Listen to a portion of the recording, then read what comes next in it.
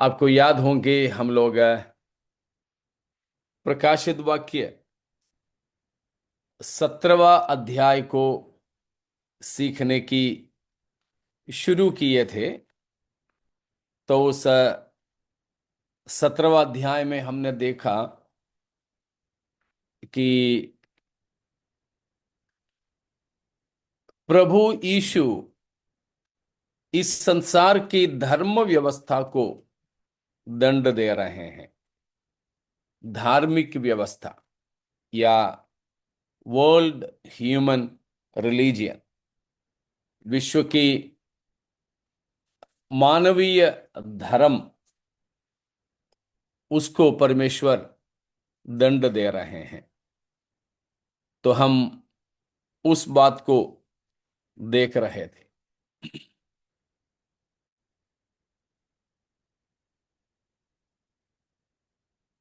तो उसमें हमने पाया कि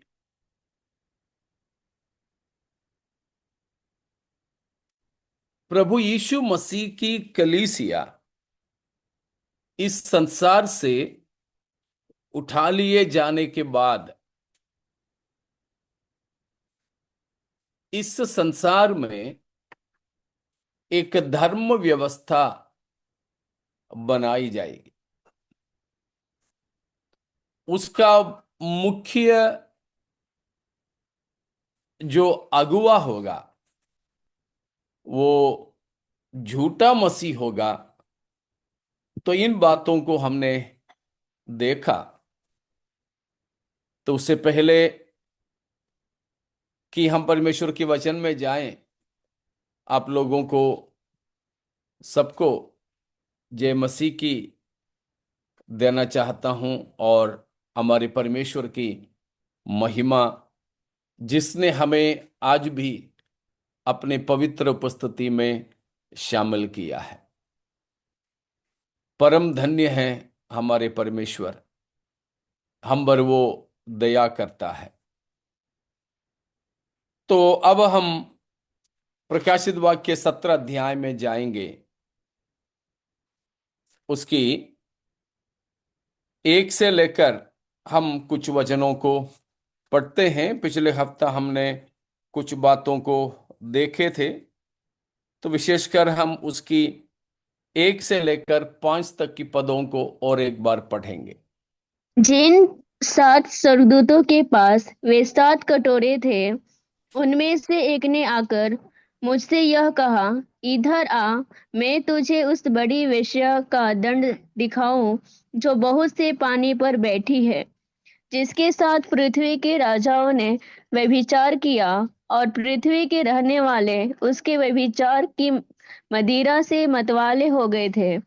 तब वह मुझे आत्मा में जंगल को ले गया और मैंने लाल रंग के पशु पर, जो निंदा के नामों से भरा भरा हुआ था और जिसके 7 सिर और 10 सींग थे, एक स्त्री को बैठे हुए देखा। यह स्त्री बैजनी और लाल रंग के कपड़े पहने थी और सोने और बहुमूल्य मणियों और मोतियों से सजी हुई थी, और उसके हाथ में एक सोने का कटोरा था जो घृणित वस्तुओं से और उसके व्यभिचार की अशुद्ध वस्तुओं से भरा हुआ था। उ- उसके माथे पर यह नाम लिखा था, भेद बड़ा बड़ा बेबीलोन, पृथ्वी का वेश्याओं और घृणित वस्तुओं की माता।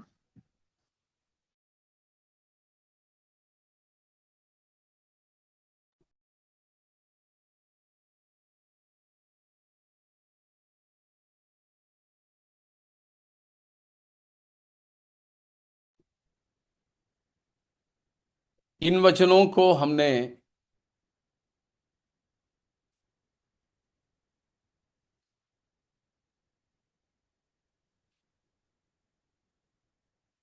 इन वचनों को हमने पिछले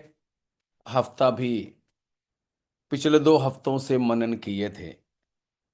तो यहां हमने पाया एक स्त्री,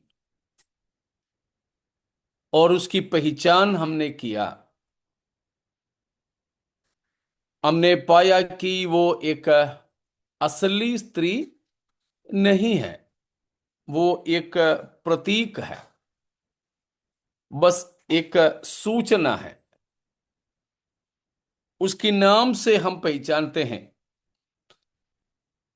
उसका 5वां आयत में उसका नाम दिया है भेद बड़े बेबीलोन। बाबिलोन। भेद बड़े बाबिलोन। उससे हमने पहचाना कि ये एक धर्म संस्था है। हमने भेद के बारे में देखा, दो व्यक्तियों के लिए भेद करके कहा है। कौन कौन है, याद है ना? पहला, यीशु मसीह। हाँ, यीशु मसीह के लिए क्या नाम दिया है? भक्ति का वेद। भक्ति का भेद। और दूसरा है, झूठा मसीह। उसका नाम अधर्म का वेद। अधर्म का भेद। और हमने पाया कि दो संस्था उसके लिए भी भेद नाम दिया है। वो है, पहला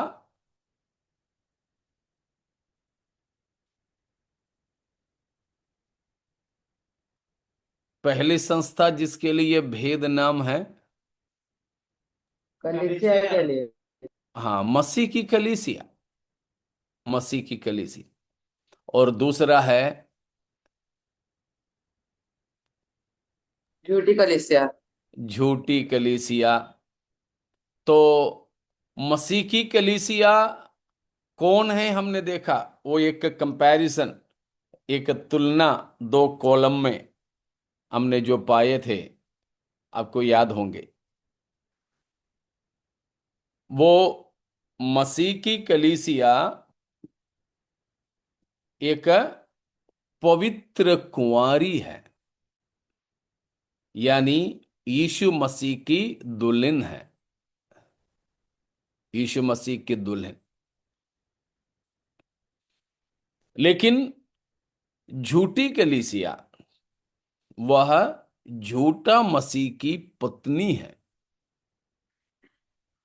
तो दुल्हन पवित्र कुंवारी है। पवित्र कुंवारी का मतलब वो अपवित्र नहीं हुई। लेकिन यह एक स्त्री ही नहीं, एक पत्नी ही नहीं, वो एक कुकर्मी स्त्री के समान है। एक वेश्या का मतलब बहुत सारे पुरुषों के लिए पत्नी रही है, या पत्नी जैसे धंधा करती थी। पत्नी धंधा नहीं करती है, लेकिन पत्नी की जैसी बन के धंधा करने वाली बहुत से लोगों के साथ संबंध बनाती है। मतलब बहुत सारे ईश्वरों के साथ में रिश्ता रखने वाली एक धर्म है, ये जो स्त्री।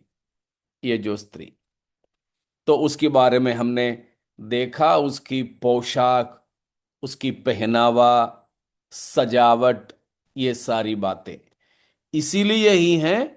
हम जो मसीह के दुल्हन में शामिल है, अपने आप को किसी भी रीति में सजाते नहीं हैं, चाहे गहने या कपड़े या और किसी प्रकार के भी श्रृंगार।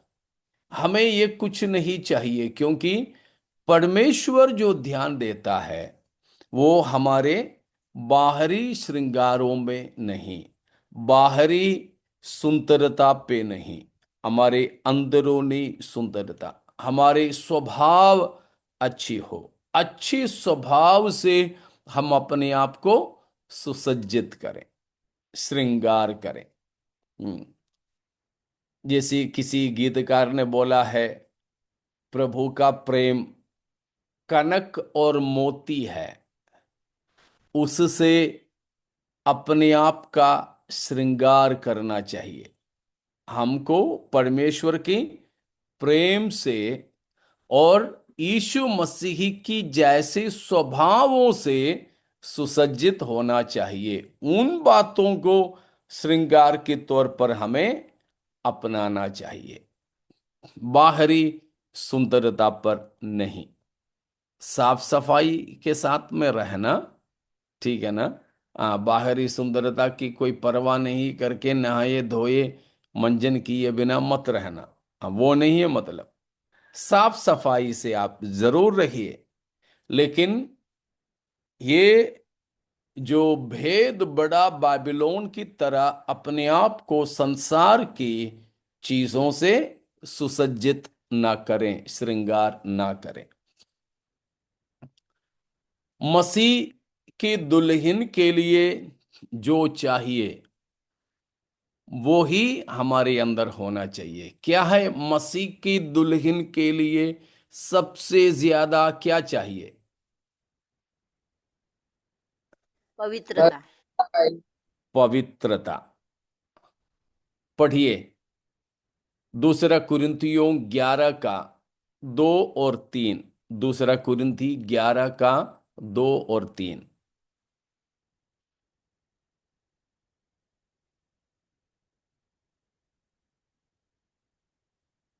क्योंकि क्योंकि मैं तुम्हारे विषय में ईश्वरीय धूल लगाए रहता हूँ, इसलिए कि मैंने एक ही पुरुष से तुम्हारी बात लगाई है कि तुम्हें पवित्र कुंवारी के समान मसीह को सौंप दूं।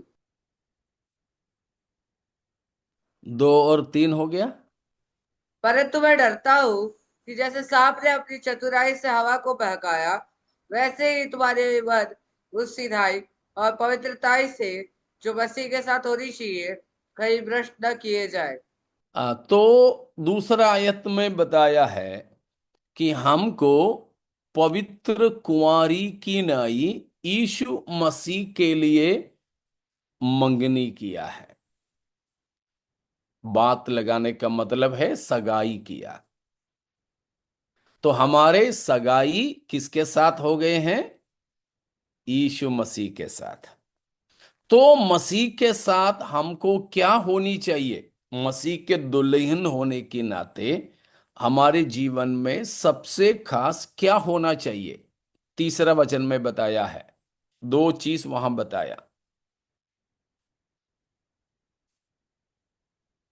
हमारी मन की सिधाई और पवित्रता जो मसीह के साथ होनी चाहिए कहीं भ्रष्ट हाँ, मसीह के साथ हमको 2 बात होना है।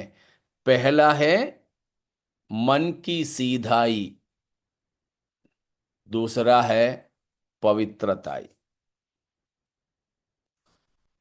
मन की सीधाई वैसे मतलब देखा जाए तो एक ही बात है। मन की सीधाई का मतलब, मानो मैं शादीशुदा हूं, मुझे पत्नी है,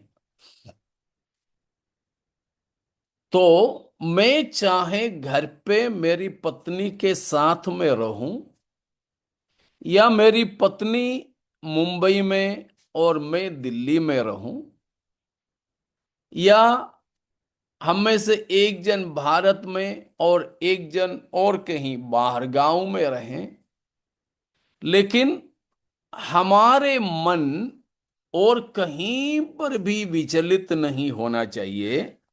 सीधा सीधा रिश्ता मुझे अपनी पत्नी ही के साथ होना चाहिए।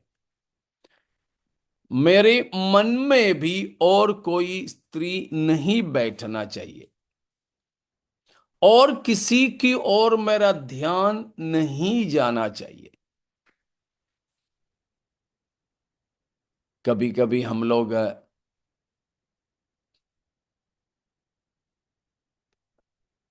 सफर करते हैं, ट्रेन में, बस में या अपने ही गाड़ी में, चाहे बाइक हो, स्कूटी हो, कार हो, ऑटो हो, तो खिलौने बेचने आते हैं लोग, खिलौने बेचने। अगर हमारे साथ कोई बच्चे दिखें तो वो खिलौने वाला जरूर हमारे सामने आकर के वो घुमाता रहेगा। हम तो अपने बच्चों का ध्यान बाहर की कोई चीज, उधर देखो बेटा वो क्या है, वो चिड़िया देखा, ये सब तो हम दिखाते रहेंगे, लेकिन ये बेचने वाला हमारे सामने अपने कुछ बजाता रहेगा। लेकिन हमारे बच्चे तो हम जहां दिखा रहे वहां नहीं, जबरदस्ती गर्दन मोड़ करके इसकी तरफ, हम तो जबरदस्ती उस तरफ।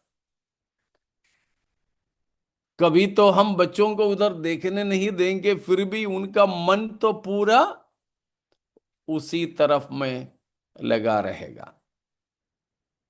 इसी तरह मसीह के साथ हमारे सीधा ही होना चाहिए मन की, मतलब और कोई भी हमारे मन में बैठना नहीं चाहिए। बस मसीह मसीह मसीह, और कोई हमें नजर ना आए, और किसी की आवाज हमें सुनाई नहीं दे, और किसी की तस्वीर हमारी आंखों के सामने ना आए। हर हमेशा हमारे मन मसीही के साथ जुड़े रहें। लेकिन ये प्रकाशित वाक्य 17 अध्याय की औरत एक के साथ जुड़ी रही नहीं, बहुत सो लोगों के साथ। तो प्यारो, हम मसीह के दुल्हन होने की वजह से हमारे मन में ये दो चीज सबसे खास होना चाहिए। यीशु मसीह के साथ हमारी मन की सीधाई, और मसीह के लिए पवित्रताई। मैं और किसी के लिए भी नहीं हूं, बस मसीही के लिए मैं हूं, और किसी के साथ मेरा रिश्ता नहीं। हम लोग जरूर काम करेंगे, लेकिन काम हमारी नौकरी या हमारे धंधा या हमारे काम के साथ हम शादी ना करें। हमारे पास में मोबाइल फोन है, ये आजकल एक जरूरी जरूरत है, लेकिन हम इसके साथ शादी ना करें। ठीक है, इसके साथ हम शादी ना करें। पढ़ाई हमारे बच्चों के लिए जरूरी है, लेकिन पढ़ाई के साथ हमारे बच्चों की विवाह ना हो जाए। हमें पति है, पत्नी है, बच्चे हैं, लेकिन इन सबसे प्रेम जरूर कीजिए। इन किसी को त्यागने के लिए प्रभु नहीं बोलता। छोड़कर हिमालय पर्वतों में साधु बनकर जाने के लिए थोड़ी बोलते हैं। लेकिन हमारे इन सब से ज्यादा सीधाई के साथ मन लगे रहें मसीह के साथ। अगर ऐसा है तो फिर हम और कुछ भी बात नहीं देखेंगे, और किसी को कैसा लगता है उससे कोई मतलब नहीं। मेरे दूल्हा को जो अच्छा लगे मैं वही पहनूंगी, मेरा दूल्हा को जो अच्छा लगे मैं वैसे ही रहूंगी। एक दुल्हन की यही बात है, तो हम भी अपने प्रभु के लिए ऐसा ही हो। और किसी की कोई चीज हम अपने शरीर में, मन में ना लगाएं, और किसी की कुछ भी हम अपने मन में, शरीर में ना लगाएं। ठीक है, तो मसीह के दुल्हन बन करके हम रहें। तो यहां पर हम ये देख रहे थे कि 5 तक की आयतों से एक झूठी मंडली, एक झूठी धर्म, एक झूठी कलीसिया। उसका 6वां पद भी पढ़िएगा, 6 भी। मैंने उस मैंने पवित्र पवित्र लोगों का लहू और यीशु के गवाहों का लहू पीने से बतवाली देखा। उसे देखकर वह चकित हो गया। वो भी हमने पिछले हफ्ता देखा। ये स्त्री की लाल या बैंगनी रंग की वस्त्र का मतलब ये भी था कि पवित्र लोगों के खून पीकर वो मतवाले हो गई है। मतलब बहुत से प्रभु के लोगों को उसने मरवा डाला है। उन बातों को हमने देखा।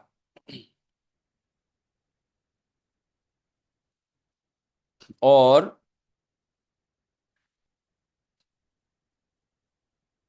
इतने में 6 तक के आयतों में कोई शक है तो आप पूछिएगा।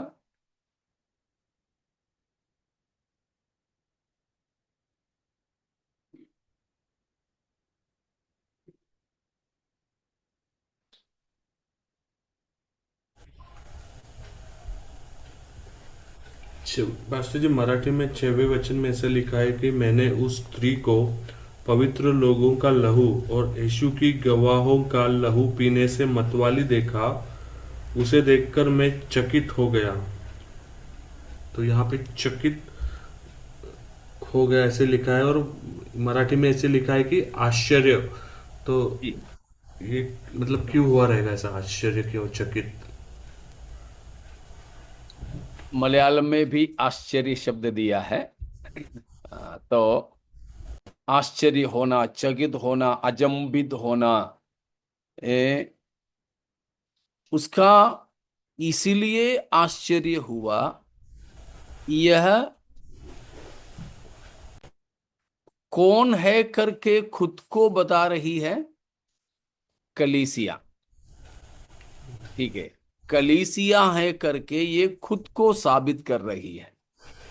ये थोड़ी बोल रही है कि मैं झूठा मसीह की पत्नी हूं। ये थोड़ी बता रही है कि मैं वेश्या हूं। ये थोड़ी बता रही है कि मैं अपवित्र हूं। लेकिन अपने आप को वो कैसे प्रस्तुत कर रही है, कलीसिया के तौर पर, पवित्र के तौर पर। क्योंकि लोगों को वो इसीलिए इकट्ठा करती है कि परमेश्वर से मिलाएं बोल के, परमेश्वर के साथ तुम्हारे रिश्ता जोड़ेंगे। मतलब जिस मकसद के लिए लोग आराधना करते हैं, जिस मकसद के लिए लोग धार्मिकता के मार्ग चुनते हैं, वो वायदा देकर ये स्त्री अपने आप को पवित्र और परमेश्वर के साबित करती थी। लेकिन जब यूहन्ना ने ये देखा कि ऐसे ये बोलती हुई कैसे काम करने वाली है, यहां तक कि परमेश्वर के भक्त या पवित्र लोगों को इसने मरवा डाला है, और यीशु मसीह की गवाही के कारण या मसीह की गवाहों को भी इसने कत्ल करवाया है।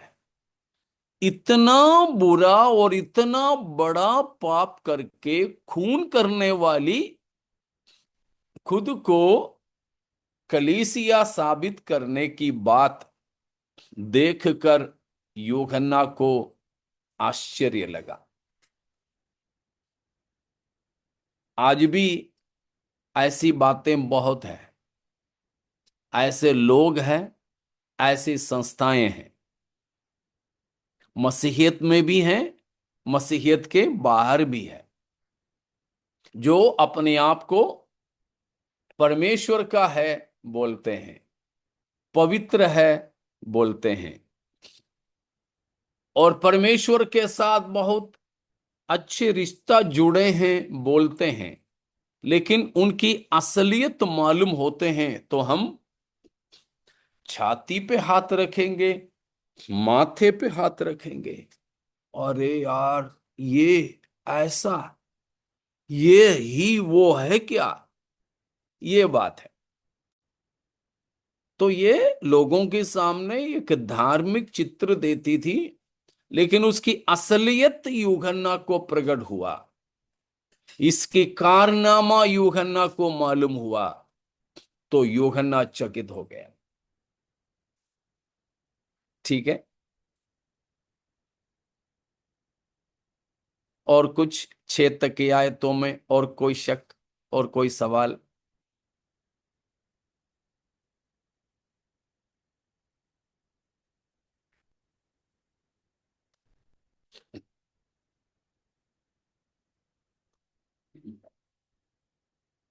ठीक है, और कुछ अगर नहीं तो हम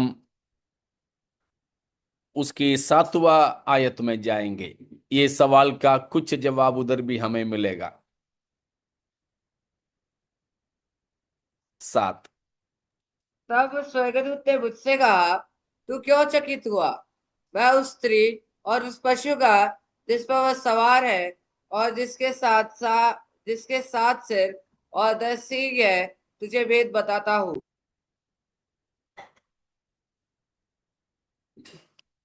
तो स्वर्गदूत यूहन्ना से कहता है, तुम चकित क्यों हो रहा है? तो चकित क्यों होता है? इन दोनों का भेद मैं बताता हूं, ये स्त्री का भी, पशु का भी। ये 2 चीज हैं हमें अभी सीखना। ये स्त्री के बारे में मुझे कुछ इतिहास में से भी आपको बताना है, लेकिन वो ये पूरा अध्याय होने के बाद आखिरी में मैं बताऊंगा।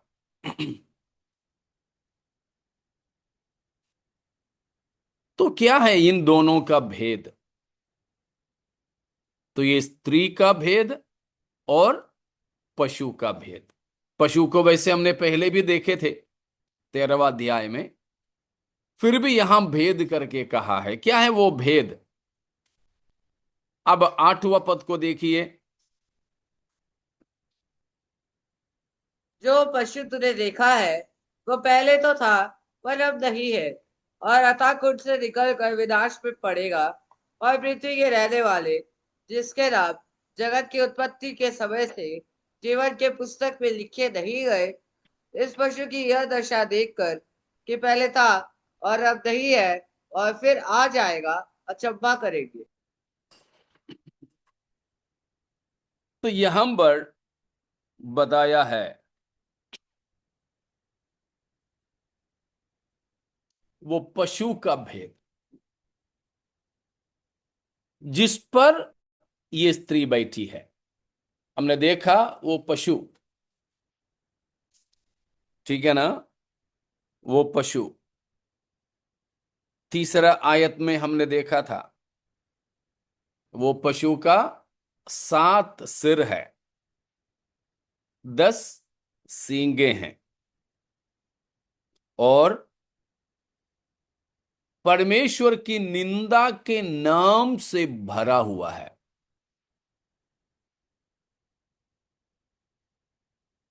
और उस जानवर का भी रंग लाल, लाल है। लाल है। ठीक है, लाल है। तो इस पशु का 4 विवरण दिया है। एक तो 5 है, उसमें पहला ये पशु है, उसका स्वभाव दर्शाता। ये भी असली पशु नहीं है, ठीक है, ये भी असली पशु नहीं है, एक एक सूचना है, एक सूचना है। उसका मतलब हमें समझना चाहिए। तो इसलिए 5 बात। एक तो ये पशु है, यानी उसका स्वभाव पशु सरीखा है। दूसरा, वो लाल रंग का है। लाल रंग का भी मतलब हमने पिछले हफ्ता सीखा, पाप और खून। यशायाह ने बताया बैंगनी रंग का पाप है, और अभी हमने देखा वो खून पीकर मत वाला है। और लाल रंग इस बात को भी दर्शाता है खतरा है और क्रांति है। खून बहाते हैं, ये है लाल रंग का मतलब। पाप है, फिर खुद क्रांति। खून पिया है, क्रांति, खतरा। खतरा, ये सारी बातें हैं लाल। तो ये पशु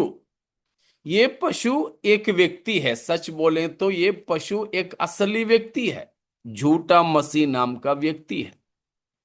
वो प्रभु के लोगों को मरवाता है और सब प्रकार का पाप उसके अंदर है। आपको याद होंगे पौलुस ने उसको एक नाम दिया था दूसरा थिस्सलुनीकियों में। वो है, अलग अलग नाम थे, शायद आप याद कर रहे होंगे। हमने 13वां अध्याय में उसका अलग अलग नाम सीखे भी थे। तो यह हम अनीतिमान पुरुष। हाँ, अनीतिमान। आपका जी, पुरुष। पाप का पुरुष, पाप का पुरुष। तो a man of sin, man of sin, दूसरा थिस्सलुनीकी दूसरा अध्याय में उसका 3 से लेकर की पदों में बताया हुआ है। तीसरा आयत को आपने निकाला हो तो पढ़ लीजिए।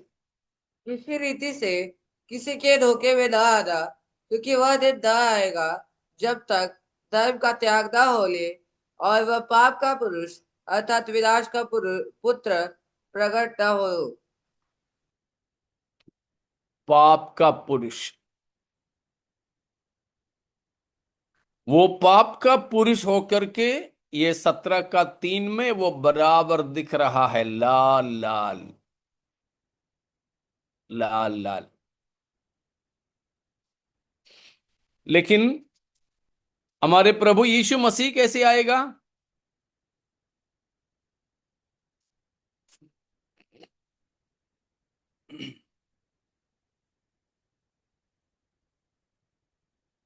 प्रभु यीशु मसीह श्वेत वस्त्र पहना हुआ।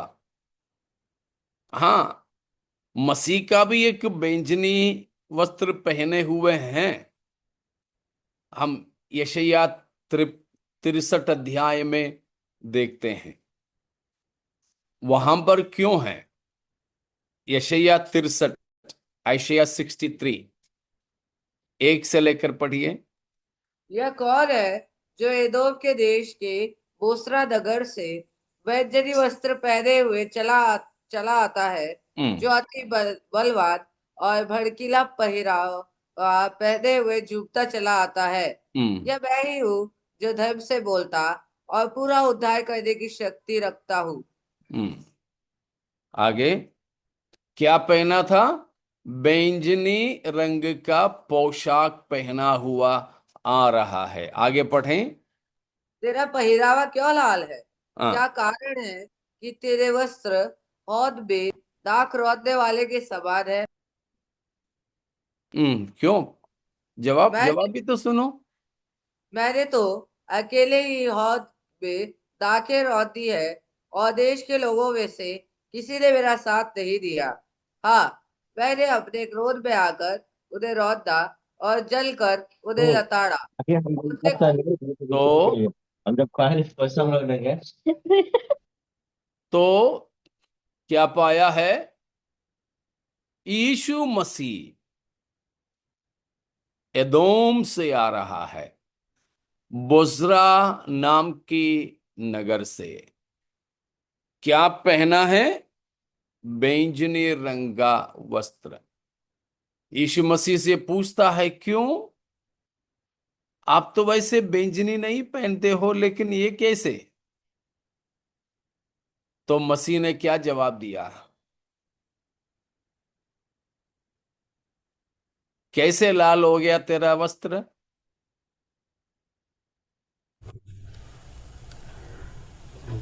बहुत लोगों को क्रोध।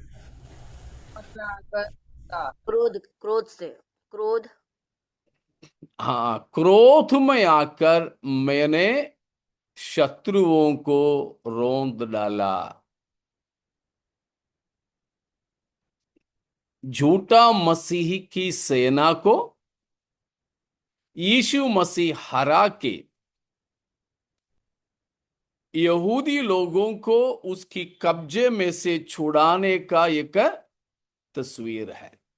वही बात प्रकाशित वाक्य 19 का 15 में भी हम पढ़ते हैं।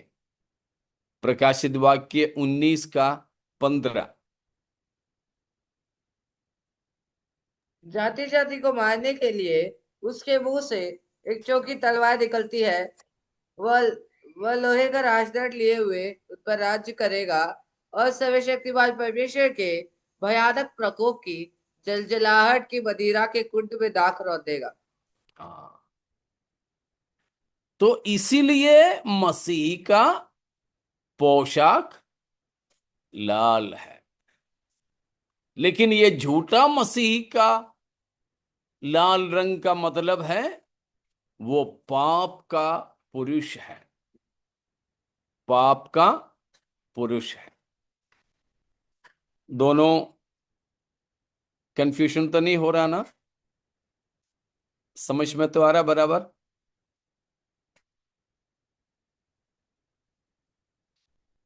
एक और बार मैं बताता हूं। यीशु मसीह और झूठा मसीह। यीशु मसीह वैसे तो मसीह का रंग, वस्त्र का रंग, घोड़े का रंग श्वेत है, सफेद है। और मसीह के साथियों का कपड़ा भी कैसा है? 19 का 14 पढ़िए। 19 का 14। स्वर्ग की सेना श्वेत घोड़ों पर सवार और श्वेत और शुद्ध मलमल पहने हुए उसके पीछे पीछे है। यीशु के पीछे पीछे स्वर्ग की सेना है, श्वेत घोड़ों पर, सफेद घोड़ों पर, और सफेद और शुद्ध मखमल की कपड़े पहने हुए। तो मसीह का रंग वैसे तो सफेद है, लेकिन झूठा मसीह का यहां हम देखते हैं वो बिल्कुल लाल रंग का है। यीशु मसीह की सफेदी मसीह की पवित्रता को दर्शाता है। झूठा मसीह की लाल रंग उसकी पाप को दर्शाता है। हम जानते हैं यीशु मसीह को कितने कचहरियों में पेश किया था? याद होंगे शायद आपको। 7 एक कचेरी 7 कितने बार पेश किया? 7 बार। कितने कचहरियों में? 6 कचहरियों में। तो 6 कचहरियों में 7 बार मसीह का पेशी लिया, लेकिन एक भी बार मसीह में कोई पाप नहीं पाया। यीशु मसीह निष्पाप है करके कितने लोगों ने गवाही दिए थे अपनी क्रूसीकरण के समय? याद हो?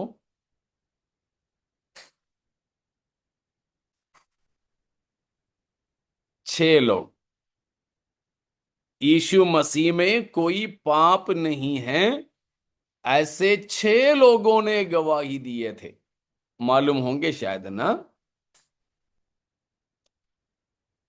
श्रीमती पिलातुस, श्रीमान पिलातुस, श्रीमान हेरोदेस, चौथा व्यक्ति पकड़वाने वाला यहूदा इस्करियोती, पांचवा यीशु के साथ चढ़ाए गए 2 डाकुओं में से एक, और छठवा सिपाहियों का सरदार। ऐसे कम से कम 6 लोगों ने यीशु के निष्पाप होने की गवाही दिए थे।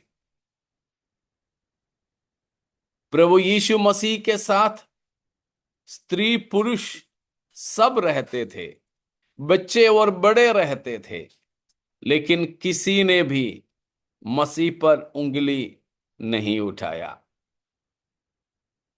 मतलब यीशु मसीह का जिंदगी पूरा पूरा पवित्र था, पाक और साफ था।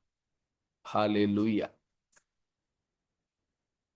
यीशु मसीह ने एक बार यहूदियों से पूछा भी, चुनौती देकर, तुम में से कौन मुझे मेरी पाप स्मरण दिलाएगा? कोई नहीं था। लेकिन उसके बदले में झूठा मसीह, वह पाप का पुरुष कहलाता है।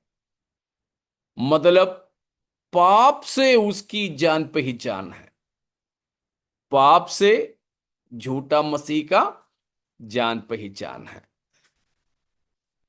ठीक है। एक और बात, लेकिन हमने पाया प्रभु यीशु मसीह का भी वस्त्र को बैंगनी रंग का। वो क्यों? दो बार प्रभु यीशु मसीह की वस्त्र हम बैंगनी रंग का देखते हैं। एक बार, पहली बार कब देखा? क्रूस के पहले, क्रूसीकरण के पहले। हाँ, यीशु मसीह पर कोड़े लगाए थे, तो कोड़े लगाने के बाद, क्रूस पर चढ़ाने से पहले यीशु को बैंगनी रंग की वस्त्र पहनाया गया था। क्या था उसका मतलब?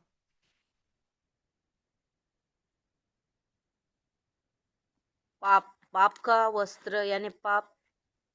हाँ बिल्कुल, हमारे मनुष्यों के पाप प्रभु यीशु मसीह अपने ऊपर उठा लेने का तस्वीर था, उठा लेने का तस्वीर था। जैसे यशायाह 53 अध्याय में बताया गया था कि हम सबके अधर्मों का बोझ परमेश्वर ने क्या कर दिया? 53 का 6 यशायाह। हम तो सबके सब भेड़ों के सवार भटक गए थे, हम में से हर एक ने अपना अपना मार्ग लिया, और यहोवा ने हम सबों के अधर्मों का बोझ उसी पर लाद दिया। हम सबका अधर्मों का बोझ हमारे प्रभु यीशु मसीह पर लाद दिया। तो हमारे पापों को प्रभु यीशु मसीह उठा लेने का एक निशाना था, एक निशान था। यीशु मसीह को बैंगनी वस्त्र पहनाया गया यीशु की कोड़े लगवाने के बाद। और दूसरी बार हम प्रभु यीशु मसीह को ऐसे देखते हैं कि बैंगनी वस्त्र पहना है। वो हमने अभी यशायाह 53 से पढ़े, और प्रकाशित वाक्य 19 की 15 से भी, कि वो क्या है? यीशु मसीह राजा होकर जब जगत में आएंगे दूसरी बार, तो झूठा मसीही की चेलों को, झूठा मसीह की सेना को रोंदने का और यहूदियों को छुड़ाने का एक तस्वीर है। ऐसे प्रभु यीशु मसीह भी दो दफे बैंगनी रंग की वस्त्र में देखा जा सकता है। इतना समझ में आए? इतने में कोई सवाल है तो पूछिए।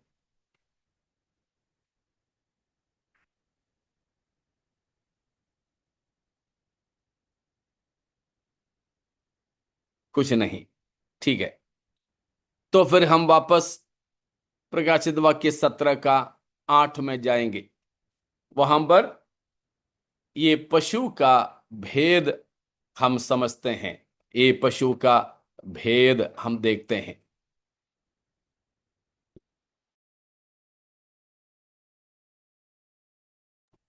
पशु का भेद क्या है? पशु का भेद ये 8वां पद में बताया। ये पशु था। हाँ, एक और बार उसको पढ़िए। जो पशु तूने देखा है हम्म। वो पहले तो था पर हम्म। अब नहीं है, और अतः कुंड से निकलकर विनाश में पड़ेगा। और पृथ्वी के रहने वाले जिनके नाम जगत की उत्पत्ति के समय से जीवन की पुस्तक में लिखे नहीं गए, उस पशु की यह दशा देखकर कि पहले था और अब नहीं है और फिर आ जाएगा, अचंभा करेंगे। तो ये पशु पहले था, अब नहीं है। तीसरी बात, अथाह कुंड से निकलकर वो भविष्य में आएगा। और चौथी बात, ये विनाश की ओर जाएगा। देखा, ये पशु के बारे में 4 बात।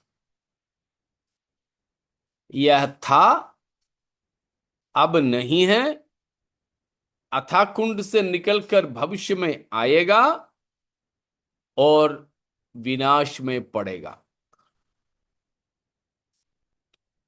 तो ये पशु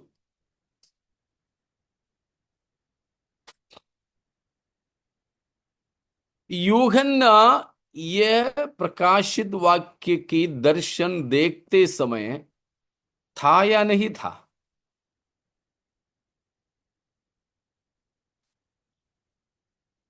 यूहन्ना प्रकाशन को देखता समय में ये पशु था या नहीं?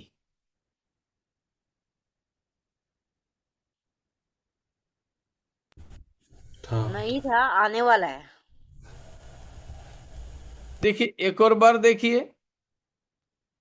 जो पशु तूने देखा है वो पहले तो था पर अब नहीं है, पहले तो था, परंतु अब नहीं है। अब नहीं है।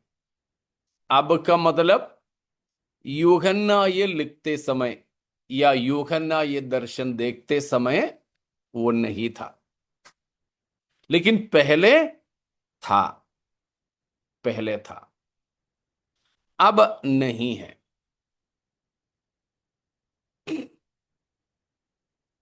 अब भविष्य में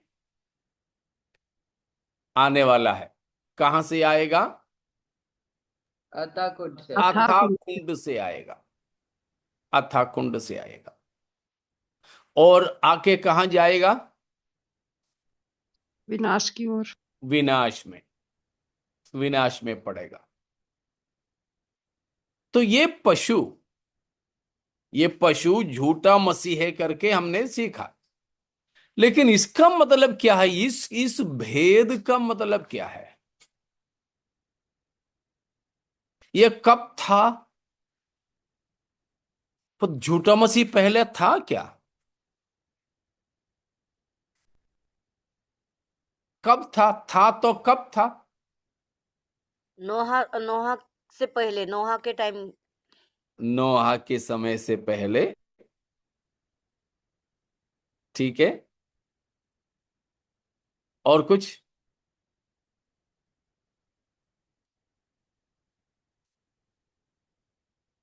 यीशु मसीह सूली पर चढ़ने से पहले था, ऐसा होगा।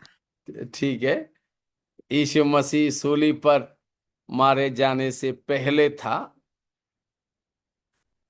ठीक है, और कुछ?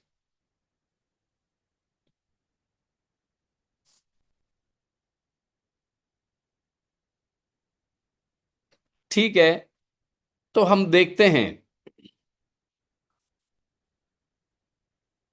ये पशु जरूर एक इंसान है, हमने बताया एक इंसान है, लेकिन उस इंसान के अंदर समाया जाने वाला एक आत्मा है।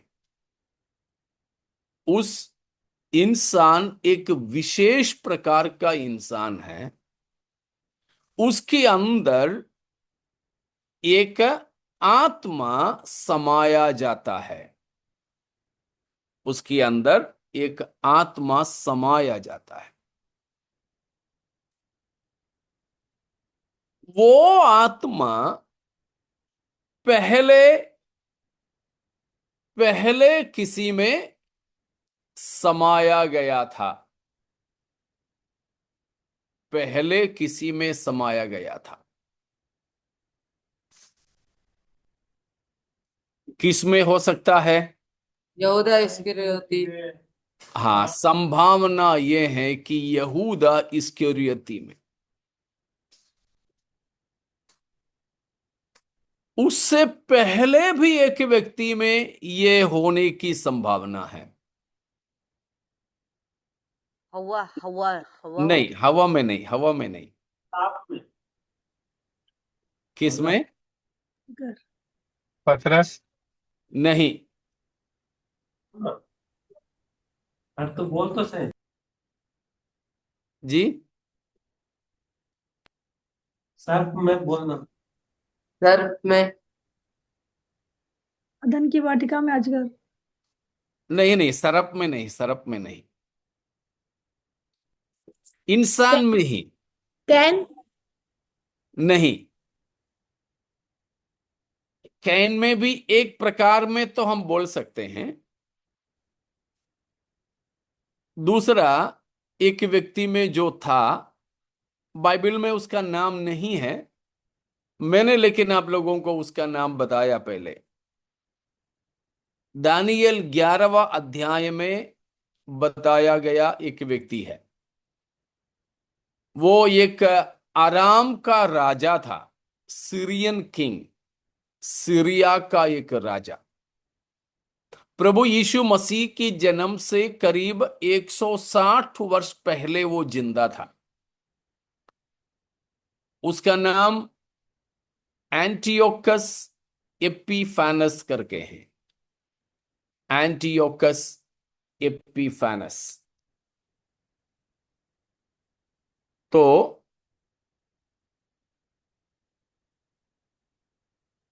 ये जो एंटियोकस एपिफानस, वो प्रभु यीशु मसीह की जन्म से 164वां साल पहले मर गया था। He died in 164 BC। तो एंटियोकस एपिफानस वो सीरिया का राजा था, सीरिया का राजा। तो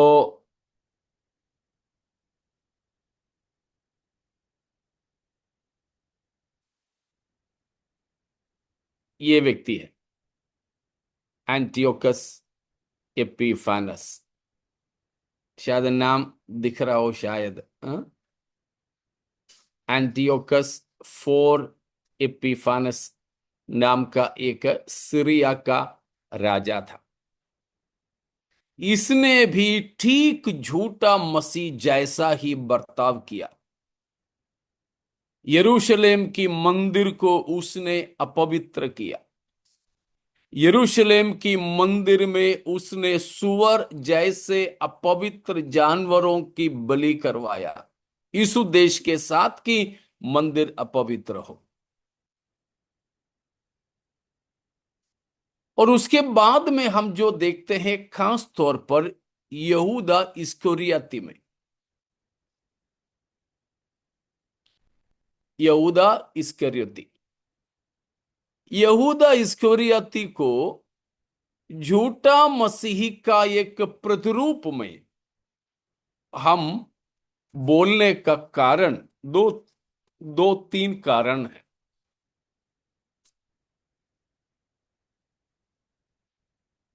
यूहन्ना की सुसमाचार 17 अध्याय और उसकी 12वां पद को पढ़ेंगे। जब मैं उनके साथ था, तो मैंने तेरे उस नाम से जो तूने मुझे दिया है उनकी रक्षा की। मैंने उनकी चौकसी की और विनाश के पुत्र को छोड़ उनमें से कोई नष्ट नहीं हुआ। इसलिए कि पवित्र शास्त्र में जो कहा गया वह पूरा हो। वहां पर प्रभु यीशु मसीह ने यहूदा के लिए क्या नाम दिया है? विनाश का पुत्र। विनाश का पुत्र। अभी हमने दूसरा थिस्सलुनीकियों 2:3 से उसका क्या नाम पढ़े थे?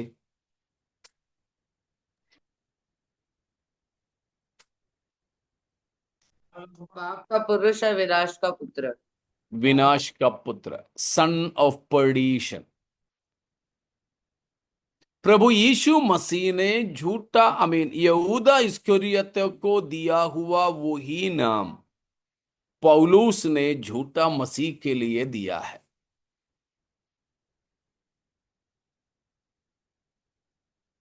तो यहूदा इस्करियोती एक साधारण मनुष्य था। प्रभु यीशु मसीह ने उसको अपना चेला और प्रेरित होने के लिए चुना था।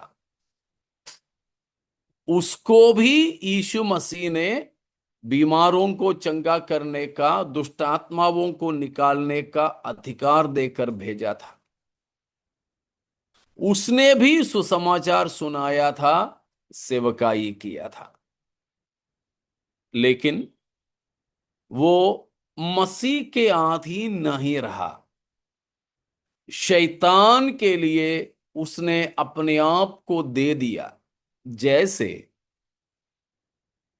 आप लोगों ने जो बोला, अदन की वाटिका में सांप ने या सर्प ने शैतान को समाने के लिए अपना शरीर दे दिया था, ठीक वैसे ही या उससे भी बढ़कर यहूदा ने अपना शरीर, अपना मन, अपना बुद्धि, ये सब जानबूझ करके शैतान के लिए दे दिया। तो उसको पूरा पूरा शैतान ने अपना लिया। इसलिए प्रभु यीशु मसीह ने कहा कि वह व्यक्ति अगर पैदा ही नहीं होता तो अच्छा था, पैदा ही नहीं होता तो अच्छा था।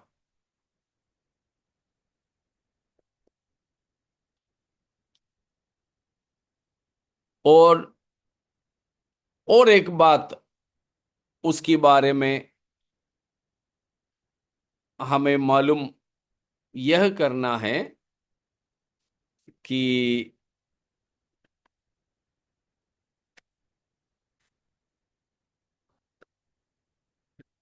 प्रेरितों के काम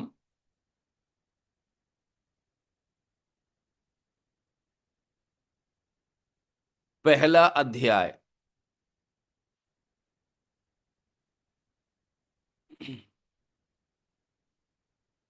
उसकी 16 से लेकर की पदों में पतरस की प्रचार और पहली सदी की कलीसिया की प्रार्थना है। विशेषकर उसकी 24वां वचन को पढ़ेंगे, 24। और यह प्रार्थना की, हे प्रभु, तू जो सबके मन जानता है, यह प्रकट कर कि इन दोनों में से तूने किसको चुना है।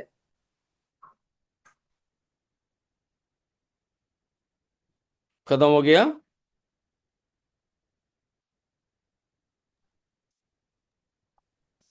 ये वचन खत्म हो गया।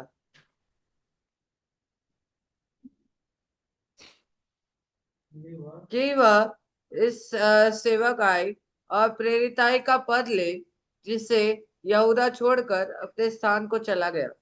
वो कौन सा पद है? 25वां। ठीक है, हिंदी में, मराठी में भी 25 है क्या? ठीक है। मेरे बाइबल में वो 24 है। देखा, यहूदा के लिए यहां क्या कहा गया है? जो अपने स्थान की ओर चला गया।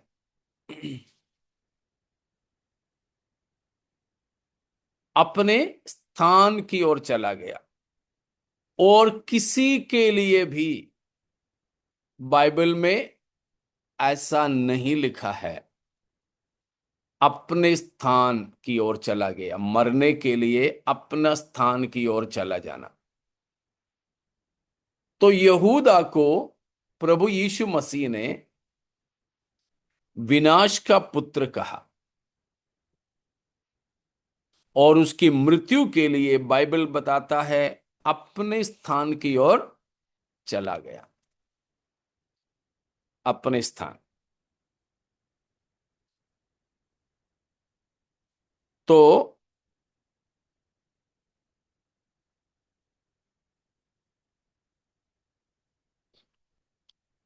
यूहन्ना 18 का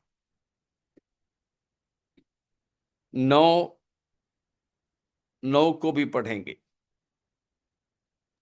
यह इसलिए हुआ कि वह वचन पूरा हो जो उसने कहा था, जिन्हें जिन्हें तूने मुझे दिया उनमें से मैंने एक को भी न खोया।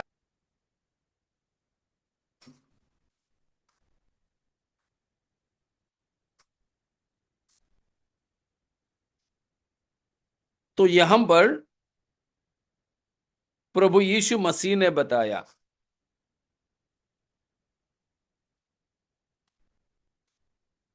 एक को भी जो परमेश्वर ने प्रभु यीशु मसीह को दिया उनमें से एक को भी नहीं खोया। तो खो जाना, नष्ट होना, ठीक है, नष्ट होना।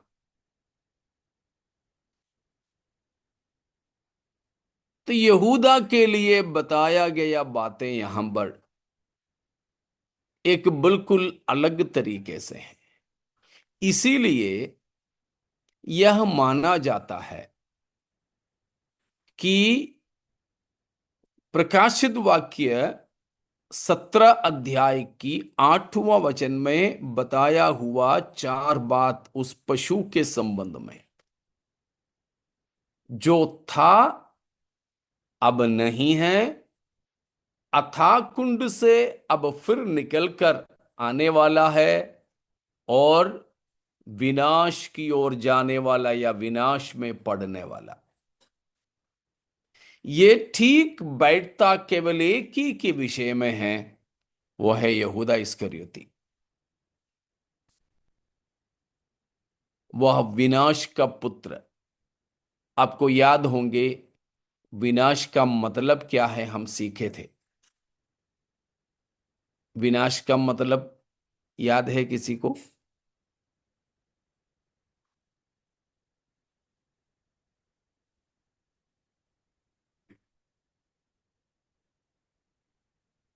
विनाश माने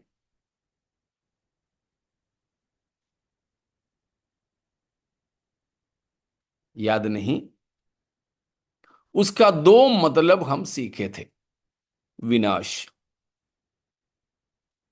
पहला, अभी जैसे हमने यूहन्ना 18 के 9 में पढ़े कि विनाश का पहला मतलब है, या उसको मैं ऐसे बताऊं, 2 मतलब। एक मतलब एक हालात है, एक अवस्था है, एक स्टेट है, और दूसरा एक जगह है, एक स्थान, एक प्लेस है। विनाश का 2 मतलब। पहला मतलब एक अवस्था, दूसरा मतलब एक जगह, एक स्थान, एक स्थान। क्या अवस्था है? वो अवस्था है यूहन्ना 18 का 9, खोया हुआ अवस्था।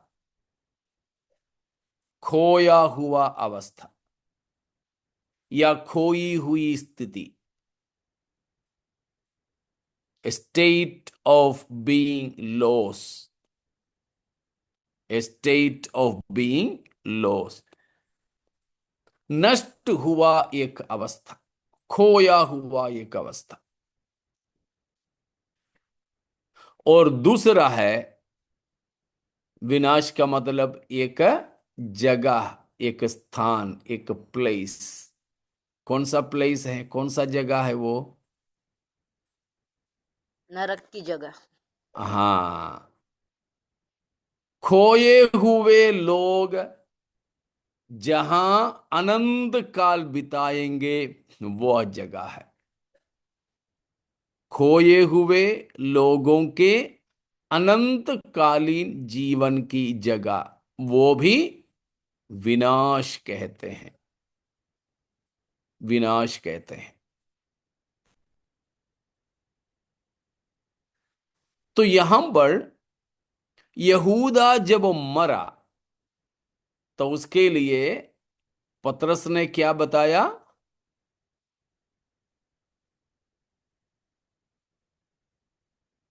भूल गए?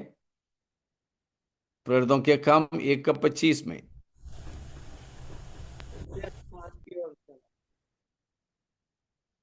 जिसने अपना सेवक पद और प्रेषित पद छोड़ के अपने जगह पर चला गया। अपने जगह की ओर चला गया, अपनी जगह। वो अपनी जगह यहां पर हम समझ सकते हैं कि अथाह कुंड, विनाश।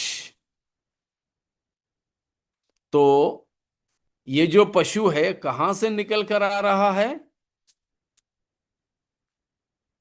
अतः डोर से आया है। अथाह कुंड से आ रहा है। 11वां अध्याय उसका 7वां आयत भी, प्रकाशित वाक्य 11 का 7 भी पढ़ लीजिए। जब वे अपनी गवाही दे चुकेंगे तो वह पशु जो अथाह कुंड में से निकलेगा हाँ, उनसे पशु जो अथाह कुंड से निकलेगा। इधर भी 17 का 8 में भी हम यही पढ़ते हैं कि ये जो पशु अथाह कुंड से निकलेगा।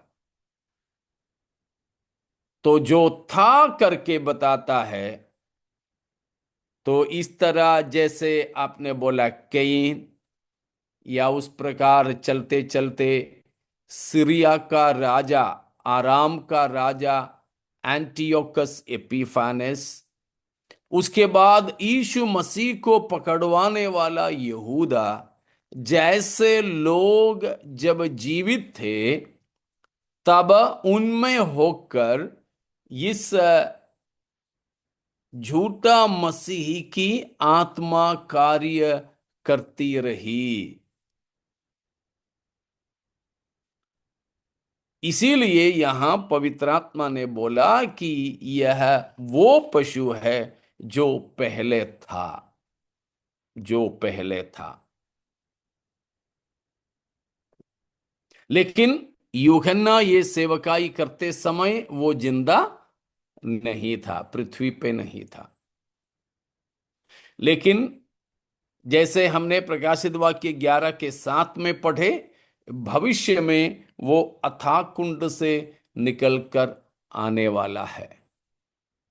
मतलब वो व्यक्ति साधारण तौर पर पैदा होगा, लेकिन उसकी अंदर कार्य करने वाली जो आत्मा, वो अथाह कुंड से निकलकर आने वाली है। और वो ज्यादा दिन नहीं रुकेगा। वो अंतिम तौर पर वो कहां पड़ेगा? विनाश में, सत्यानाश की गड्ढे में, खोए हुओं के आनंद रहने के स्थान पर वो पड़ेगा। वो है ये जो पशु के बारे में बताया है, पशु के बारे में बताया है।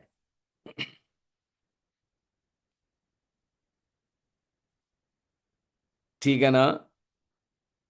वो पशु के कितने सिर है? 7 सिर। 7 सिर है। क्या है वो 7 सिर के मतलब? 10वां वचन को पढ़ें, 17 का 10।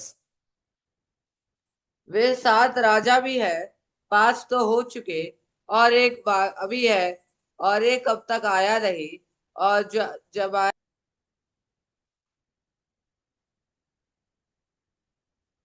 7 सिर है ये पशु का। वो 7 सिर का 2 मतलब है। वो 7 सिर का एक मतलब 9वां पद में बताया है कि 7 पहाड़ है। 7 पहाड़। और उसका दूसरा मतलब है 7 राजाएं। यहां राजा का मतलब बादशाहत है, राज्य है। केवल नॉट इंडिविजुअल 7 किंग्स। व्यक्ति व्यक्ति होकर के 7 राजा के बारे में नहीं है, परंतु 7 राजत्व है। 7 ऐसे बादशाहत जो सारी दुनिया पर शासन किए थे। आप कितने संसार के ऐसे सारी दुनिया पर शासन करने वाले देशों को जानते हैं? बाइबल हमें 7 लोगों के बारे में बताते हैं। उसमें क्या बताया है? 10वां पद में बताया, वे जो पशु का 7 सिर है वो 7 राजाएं, यानी 7 बादशाहतें हैं। कौन कौन के बादशाहत बताया है कि उनमें से 5 लोग गिर चुके हैं, 6वां अभी है और 7वां आने वाला है।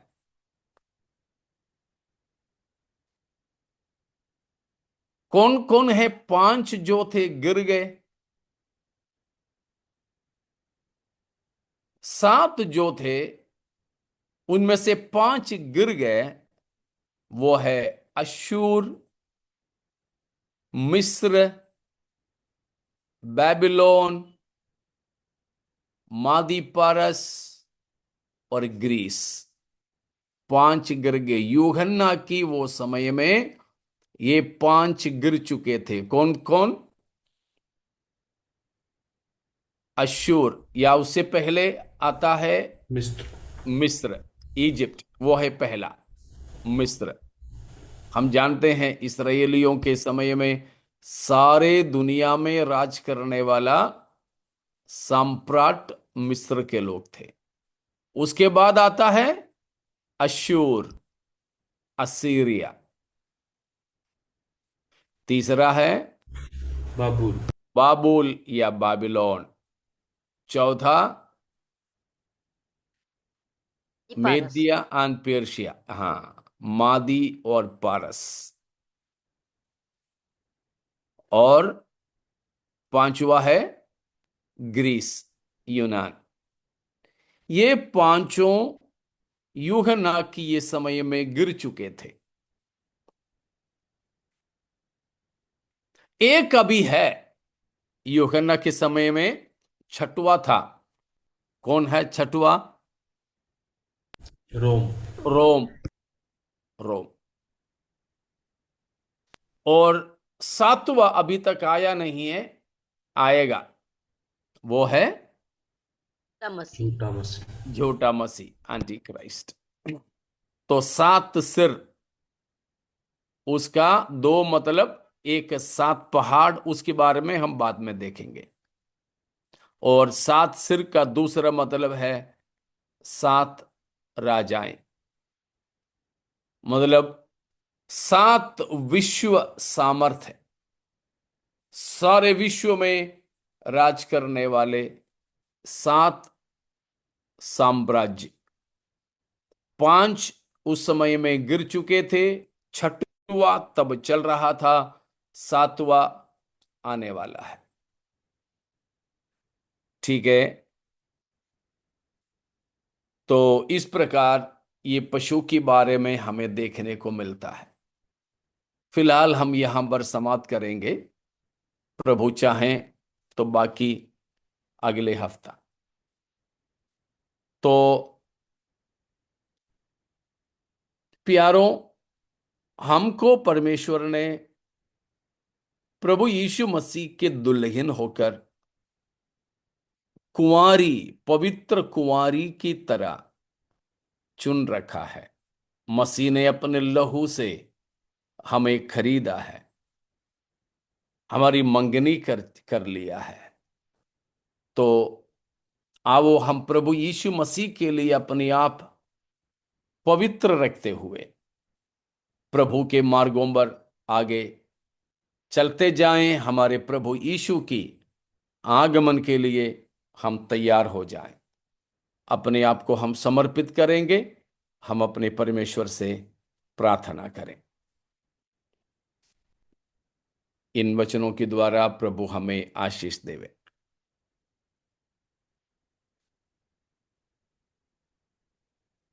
आइए हम